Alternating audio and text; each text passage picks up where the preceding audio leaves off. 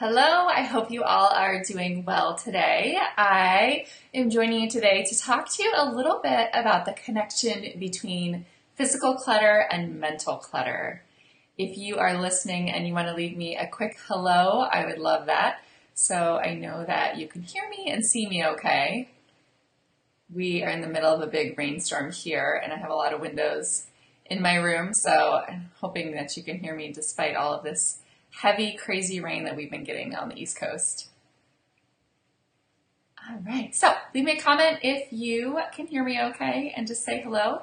And all right, let's go ahead and get started. So I have a new post on the blog today about the connection between physical clutter and mental clutter. And this is something that I have to say took me off guard when I was getting started with simplifying. I know that at first I felt like I was cleaning house just for the sake of having a tidier space and possibly making life a little bit easier, but I think that I vastly underestimated the impact that decreasing physical clutter can have on decreasing mental clutter. And when I say mental clutter, I'm talking about the weight and the burden that we carry of everyday life and all the things that are swirling around in our head at any given moment. Hi Zoe, hi Tracy. I see that you guys have logged on. My comments are just a minute or two delayed, but I can see them. So once I started getting rid of things and getting things organized and systems streamlined in my home, I felt much more at ease. I'm a person who is prone to anxiety. And when I say prone to anxiety, there's sort of, you can imagine it as a teeter-totter of anxiety and depression. And most of us lean one way or another when we're faced with stress. So some of us will tilt towards depression, some of us will tilt towards anxiety, but we all have one way that we lean. And for me, I tend to go more into an anxious mode where I worry and I try to overplan and overcomplicate things. And having that sort of defense mechanism, and if that sounds familiar to anyone, I would love to hear from you. I think that's pretty common for moms who are trying to do so much and be so much all the time. But when I go into sort of overwhelm mode and when my mental clutter is getting really heavy, I often look around and I see that my physical space is reflective of my mental space. And I was reminded, I have a podcast interview coming up with Kristen, one of the Simple Families community members, and it was so great. I'm excited to share it with you. But she mentioned something to me about this connection. We were talking about the connection between physical and mental clutter, and she said, it's like when you're digging for something. And I found that before, when I had all this stuff, I was digging for things and I couldn't find things, like my keys. If my keys fell into the toy box, for example, and I just couldn't find them and I was tearing things out and digging through them, that not only did that rob me of time, but it also caused frustration and it caused anxiousness and it caused all of these feelings that led to me feeling more overwhelmed, and it led to me acting in ways that I didn't want to be acting. And I know that I see this in myself with that when I'm mentally overwhelmed, that I am much more irritable and I'm quick to snap. And I think that is probably common for many of us. So sometimes this physical clutter can impact us in mental ways as simple as you can't find something and you're digging and you're getting so frustrated because you can't find it and you have to be somewhere, and the overwhelm sets in and you snap and you're acting in ways that you really wish that you hadn't been acting. I think that on the surface level that digging phenomena is something that is so common and it's something we underestimate the impact of.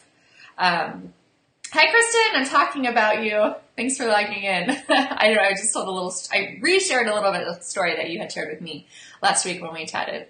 So I think that the digging phenomenon, yes, so powerful. I think when we're scaling back and we're getting rid of things, and when I say we're creating an environment where everything has its place, I think that can be really overwhelming. I know that when I first heard that, and it's sort of like, I'm going to go from this crazy cluttered home where everything is everywhere to a system where everything has its place, that seemed daunting to me. So let's go with the goal of creating a space where almost everything has a place. And there's always going to be things that don't have a home, and that's just a matter of life and reality. But where you know that most of the time you put your belongings in a place that you can find them and they don't get mixed in with all these other things. So I think that was something that really changed this for me. It decreased the digging and made life easier. It made it easier to get out the door. It made it easier to get breakfast made in the morning or whatever it might be. And there's three other ways that I wanted to share with you today that really hit home for me as far as the impact of physical clutter and mental clutter. And one is in the kitchen, in the pantry, that I know when my pantry is a mess, I sort of get, it's the same phenomena that I have in the closet, right? Before I simplified my closet and I had all these clothes, and whenever I had an event I had to go to, I felt like I needed to go shopping. I didn't have anything to wear because I had all this stuff, but it was too much stuff. I had decision fatigue. It was stuff that I never really liked, never really used or wore, and I felt like I needed to go out and buy more. I had the same phenomena in the pantry, that when I approach my pantry and it's a hot mess, I don't have any idea what I can make for dinner. It seems like we have no food, but yet we have a pantry full of food. And making sense of it all can create a lot of stress. And if you're anything like me, you might experience a little bit of stress and anxiety around mealtime, around dinner time in specific, because the planning and the coordinating and the prepping takes a lot. It can take a lot out of us. And I know that as I streamlined my kitchen and my cooking processes, that it made life so much easier, that decreasing that physical clutter really decreased the mental clutter, and it lifted a weight off of my shoulders in my day-to-day life. So the kitchen and the closet are interestingly very much intertwined, that when I streamlined my closet, I was really able to find clothes more quickly, but also I limited it to clothes that I really loved. So I knew that every time I went to my closet, I would have something in there that made me feel good, something that fit me well, and something that looks good.